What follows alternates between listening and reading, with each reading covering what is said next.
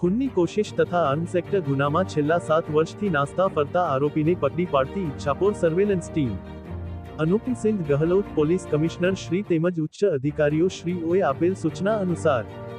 Ichchhapor police station વિસ્તારના નાસ્તા ફરતા આરોપીને પકડી પાડવા કાર્ય કરતા હતા,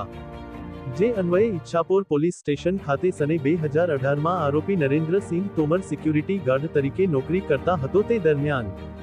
તેના દીકરાના પગારના નીકળતા પૈસા લેવાના હોય, જે પૈસાનો ચેક ફરિયાદીશ્રીએ આપેલ હોય, પરંતુ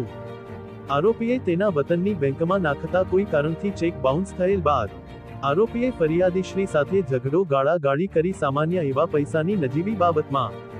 ફરિયાદીશ્રી સામે રાઇફલ તાકી દઈ 2 રાઉન્ડ ફાયરિંગ કરી હતી અને જાનથી મારી નાખવાની કોશિશ કરી ભાગી ગયેલ હતો, જે બાબતે અત્રે ગુનો રજીસ્ટર થયેલ ગુનાના કામે આરોપી નરેન્દ્રસિંહ તોમર છેલ્લા 7 વર્ષથી નાસતો ફરતો હતો, જે ગુનાના કામે ઈચ્છાપોર પોલીસ સ્ટાફના માણસોની અલગ અલગ ટીમો બનાવેલ નાસ્તા ફરતા આરોપીને મધ્યપ્રદેશ તેના મૂળ ગામથી પકડી પાડવામાં આવેલ છે. Bureau report, Surat.